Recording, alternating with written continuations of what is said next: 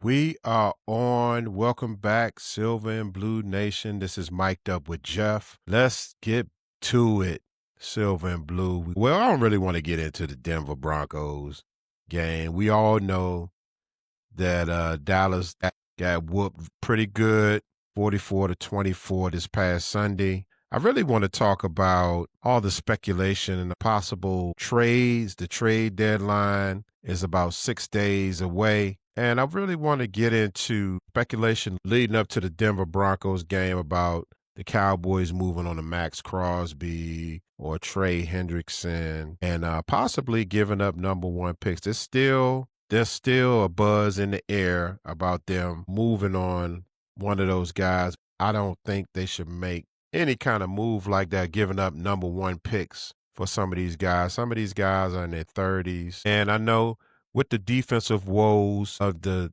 Dallas Cowboys right now, I know it's some woes, but in my opinion, you have to think about the future. Now, I know they want to win now and everything, but when you trade on the Max Crosby, you trade Henderson or Miles Garrett, I've even heard his name coming up. You one of these guys not only have to give up draft capital, 1, 2, and 3 number ones, you're gonna have to pay that salary. And do you really want to invest that kind of money into one player, knowing that you have all these defensive deficiencies, man? It's just in the secondary, linebackers. Yeah, okay. You got players coming off of injury, but you just don't. There's a lot of question marks on that defense. And one thing as a Cowboys fan, historically, what's been frustrating to me is that the front office, the Will McClays and the Jerry Jones, they just haven't been hitting in the NFL draft as far as on the defensive side of the football. They've always drafted great linemen, the Travis Fredericks. They find those great blue-collar offensive linemen, but as far as on the defensive side of the ball, they've just been falling short within the last 5 to 10 years. The Taco Charltons, the Mozzie Smiths, the Sam Williams. Mozzie Smith, have you heard his name? I mean, this is his third or fourth year. You don't hear his name being called on that field. I don't even think Mozzie wants to be here anymore. Trayvon Diggs. Now, Trayvon, he has some solid years, but he got paid. That's like a cancer, man. When some of these players, they get paid that big money and they just fall off. The great ones, they never fall off. But some of these players, they get a paycheck and it's just over. They like, well, I done secured my family's future. Oh well. I'll just come out here and kind of half-ass it and, just ride it out. Now, do I think all players do that? No, I don't think so. I don't want to think that, but it just seems like that, man. Once these players get paid, it's just like, man, they just fall off. Look at Osa. Osa, although he took a hometown discount, he got pretty good, he didn't get the top dollars, but they paid him a good salary, and it's just not. He's been struggling. And so getting back to making a trade before the deadline, you got 6 days. I don't know. I'm not a fan of that. I am not a fan. You look at the Green Bays of the world. If you look at that organization, they build their team through the draft. Historically, they've always built their team through the draft. They're really good scouting departments. They develop their players. And this is the first year with the Micah Parsons trade. This is probably one of the first time since Reggie White that they've really went out and got a big name, giving up some draft capital and getting a big name edge. And it looked like it's working out pretty good for them. But I still stand firm on you keep your draft picks, you build through the draft, and you develop your players. There's a lot of people saying, "Oh man, Green Bay, looking at how good they are, Dallas is they're not going to get a top 10 pick. It's still early. We don't really know how the draft as far as the talent and how it's coming out, but if you have a good team that can evaluate talent, it shouldn't matter that you picking 31st or you picking in the top 10. So if you getting the right players for your system, it doesn't matter. A lot of those top 10, top 15 players, man, a lot of them are bust. You don't hear about them after 2 and 3 years. So you can't really get caught up into that Silver and Blue Nation as far as, oh, that's the 31st pick, man. Number one is a number one in my opinion. If you pick the right players for your system, it'll work out, and they're gonna, if you got the people to develop those players, it's gonna be a good pick. Really, in my opinion, I don't really want to get too far off topic, but really, in my opinion, the second, third, and fourth rounds, those are the money rounds as far as building your team, building a solid football team. Yeah, you get some good number ones. That's fine. That's the shiny object that everybody gravitates to. You don't really see real football fans. They look at the draft when it comes to the draft. They looking after the first round because they know there are some good players out there and good value for these teams that they can pick up. With that being said, it's been a lot of speculation floating out there. One of which I heard something. I seen Clarence Hill on X, put out there possibly trading George Pickens. Is there a market for George Pickens? And I'm pretty sure there's a market for George Pickens right now because he's been balling out. CeeDee Lamb went down, George Pickens picked up the torch, and he's been torching a lot of defensive backs out there. And so, man, he's got over 600 yards receiving, probably 5 or 6 touchdowns. But he's on pace to be having an all-pro season. He's doing a phenomenal job.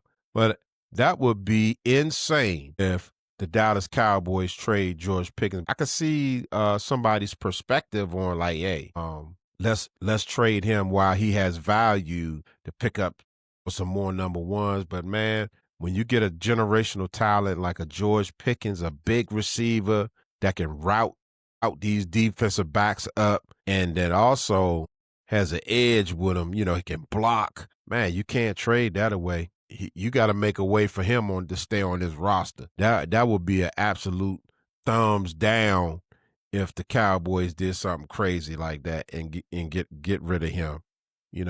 But I want to share something right quick. Listen to 105.3 The Fan, and I want to share my screen. I want y'all to hear the buzz about what's going on about, 6 days out and the possibilities of the Cowboys making a trade before the deadline. Let me see what we got going on here.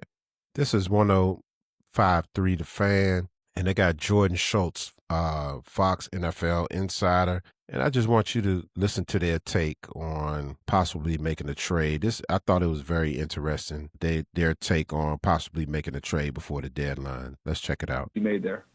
NFL insider Jordan Schultz with us here on 105.3 The Fan. You brought up Jalen Waddle. You don't think Miami's going to move him. What about Bradley Chubb, Phillips, Minkah Fitzpatrick? Is that a team that maybe, from a Cowboys lens, they could get involved with? Chubb, all three of those pass rushers, Chubb, Phillips, and Judon to a lesser extent because he won't move the needle as much. But all three of those guys could be available or are available. It's a situation where, in that order, I would say it's in terms of most attractive to teams. It's Phillips 1, Chubb 2, Judon 3. Phillips is, he's the youngest. He has a ton of tools. I think if I had to say right now, less than a week or so away, I think Phillips or Chubb gets traded. Not both, but one of them would be moved. And to your point about Dallas, that would absolutely move the needle. It's not going to fix all your problems, but it'll move the needle in a real way. Hey, Jordan, what do you feel like? Do you and you mentioned that maybe teams aren't interested in moving guys. What if we move the trade deadline back another couple of weeks? Does that do anything, do you think, to get people interested, or is there just so much with the parity and stuff right now that people still feel like they're in it, and that's why they're not getting any movement. I think we just lost Jordan Schultz there. Fox Sports NFL insider Jordan Schultz joining us here God, I thought on that's our home a of the decent Cowboys. question. I thought that was a good one. Maybe we can get him back. Yeah. I thought that was a good point too. But Yeah. what he was saying earlier, that teams. I think it's not only about thinking they're contenders now, but it's like, how do we become a playoff team next year? Yeah. And trading a Quinnen Williams or Myles Garrett, like, that is going to set you back, because it's just so tough to find all pro talent like that. We got you back here, Jordan. We got Jordan Schultz back here with you. Jordan, can I not hear him? No, Is it just my headphones that are out? Oh, okay. Nobody can hear Jordan Schultz. So something weird happened with our phone? Is that That's possible. Yeah, we are getting ready to We're move moving. studios next week. So apologies to Do you want me to Jordan go out in the Schultz. parking lot and do it on the phone? Go out there. Well, you never know. We'll have to stay frosty. We got you now, Jordan. Yeah, I'm here. I was saying, I think you were asking about Trade was it- deadlines. The trade deadlines. Do we need to move them back? They moved it back a year. 2 years ago, they moved it back a week. It used to be on Halloween, Right. and they moved it back a week. And I thought that helped, but I'm not convinced it did. I think it might have made it worse. Oh, okay. Because now, yeah, but I don't know. I mean, listen, you have basically 22 teams that are 500 or better. I mean, all these teams think they're still in contention. Right. And then the teams that aren't in contention, pick a New Orleans. They don't like to make trades. There's certain teams that just don't want to make moves.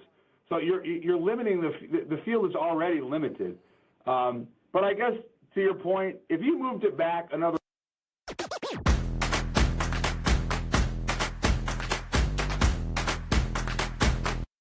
They're really close to being out of it. Yeah, perhaps it would help spur some more action. Jordan Schultz with us now. What do you think about the idea of the Cowboys? Maybe they lose to Arizona, they fall to 3-5-1. Could they be in any way sellers at this deadline? I don't think so. I think if anyone, if I look at Dallas realistically and the state of the NFC East and really the NFC as a whole, there's still a massive window for them to make a playoff push, even with another loss. I think I wouldn't say they're going to be sellers. I don't think they're going to be huge buyers, but I do think a move is going to be made on the defense side of the ball. We've had a weird situation going on with Trayvon Diggs. I don't know, and this might be something that you haven't even put out feelers for, but do you think there would be a market for Diggs out there if the Cowboys were to try and shop him? Yeah, I do. I think, there is clearly a real disconnect. Yeah, this is it for Diggs. Between him and the front office and the organization, based on, and I don't think it takes a rocket scientist to figure that out, based on what Jerry has said, based on what Micah has said in recent days. It's just the fact that they're such good friends and how that was handled. I don't know what the fix is in Dallas between the two, but there is a market for Diggs. Now, the question would become, how much of the salary would Dallas be willing to take on? And I think he still has 3 years left. So there's a lot of contract there, but there's nothing guaranteed, I believe, after this season, which would help potentially a move to be made.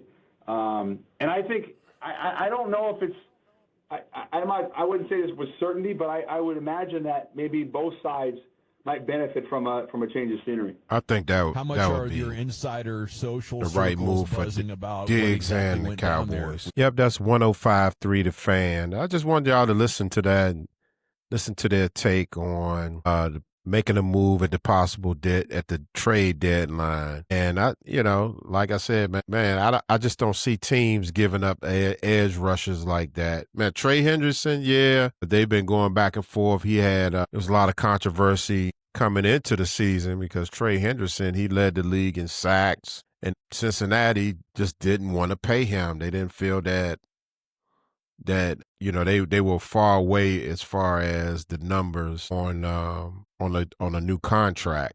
But Trey Henderson, he's been solid for the last, I guess, his entire tenure with the Cincinnati Bengals. However, making a move on him, he's like in his 30s. I just don't want to I just don't want to see the Cowboys give up those number ones on the older player. I think he's like 30, around 30 years old. But, that's just my opinion on what the Cowboys and how they move. They probably will pick someone up before the trade deadline. And I see them unloading some of these players. I can see some of these players like Sam Williams, Diggs, Mozzie Smith. I can see them packaging those players up for a number one pick. And with the number one pick to acquire some type of edge or some type of impact player. So I just wanted to jump on and give my take, Silver and Blue Nation. Be sure to like, share, and subscribe. And I'd love to hear your comments on moving forward. What should the Cowboys do as far as this defensive roster and what they need to do to improve it, not only for this season, but for the future? I love to hear your takes. But that's all I have this evening, my friends. You have a good evening. And till the next time, we are out of here.